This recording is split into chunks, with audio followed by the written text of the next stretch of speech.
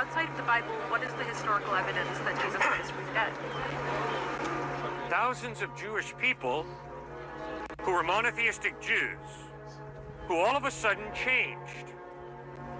And instead of worshiping on Sabbath, Saturday, they started worshiping on the first day of the week, Sunday, which is a radical departure of their Judaism, which taught Sabbath. And the reason they worshipped on the first day of the week, these thousands of Jews in the first century, is because Jesus rose on the first day of the week.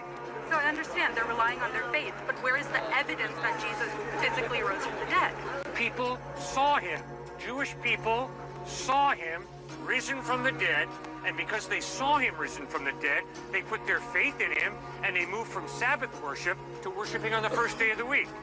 And that is outside of the New Testament, that record of Jewish people worshiping on the first day of the week in celebration of the resurrection of Jesus Christ. I understand that proves that people were Christian. I understand that. But that doesn't validate the basis of Christianity that you're using as evidence. Yes, it does. No, it doesn't. They changed said their habit. they saw Jesus Christ risen from the dead. I agree that you are saying that. They said that, not me. They claim to have seen Jesus Christ risen from the dead, and they started worshiping on Sunday because of that, in celebration of what they saw, the dead Christ risen from the dead. Yes, I can be skeptical about Jesus' resurrection, but if the overwhelming evidence is people saw him and then they were willing to die for what they had seen, the dead Christ risen from the dead, I can be skeptical all day long, but I better make a correct decision. He rose from the dead. That's what the evidence points to. If I met you 2,000 years from now and you said, oh yeah, I saw a man standing here with a gray beanie on his head. Yeah? That's not convincing for me. Okay, what does it take to convince you? Okay, how about a photograph of Jesus? I'm being They didn't sarcastic. take photographs 2,000 That's why I years said ago. I'm being sarcastic. And guess what? Do you really think that Forrest Gump met President Kennedy because it's in a photograph? It's in a movie? You can doctor photographs pretty easily. So are you sure you want to base your eternity on a photograph? Are you sure you want to base your eternity on a single religion by that logic? Oh, absolutely. Jesus lived an incredible life. By the way, Christ has impacted this world more than any other one individual.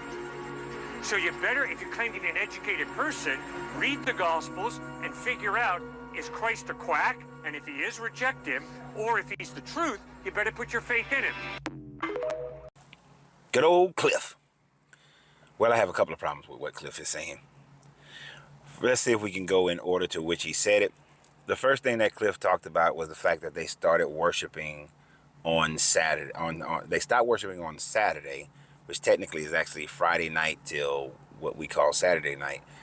That was the Sabbath for the Jewish people. And then he's saying that the thousands of Jewish people started worshiping on Sunday in the first century. Well, I can tell you this, that he is absolutely wrong to a certain degree about them switching the Sabbath in the first century to Sunday. And these Jewish people started worshiping differently. When you actually go do the research, what you will find out is in the very late first century, more than likely it didn't even really start till the second century, the Jewish people who had converted over to Christianity still worshiped on the Sabbath. They still held the holy day of Friday night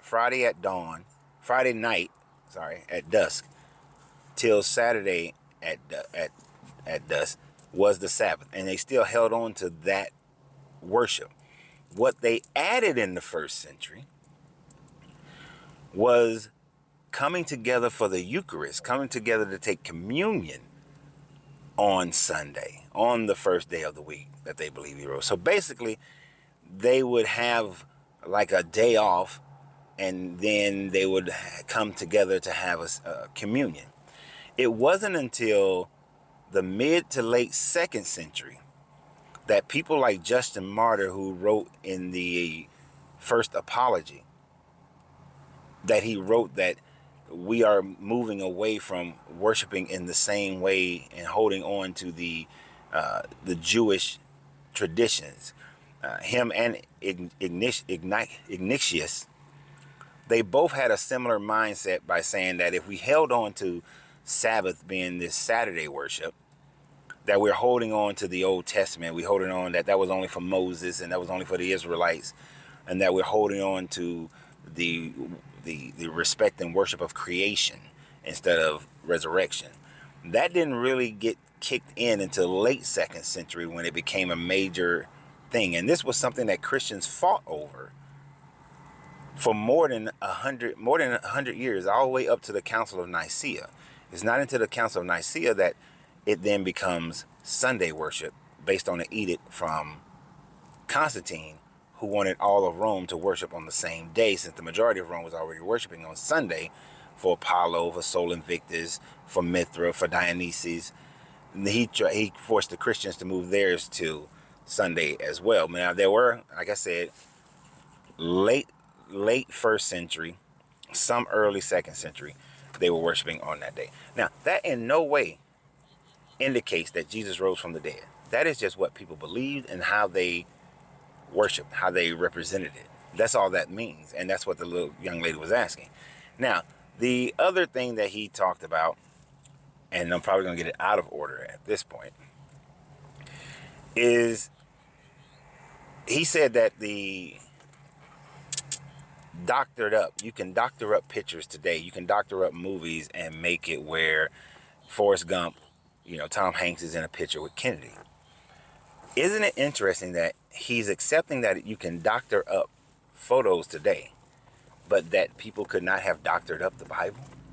That they couldn't just made it up? They couldn't just create it or change it to fit whatever narrative that they desire? How is it possible to believe that people can doctor photos, doctor up documents today, change television programs? They can do all these things to what people will take on as the written record, and yet you would say that they didn't do it back then? Come on, guy. You're trying to have it both ways, and you simply can't.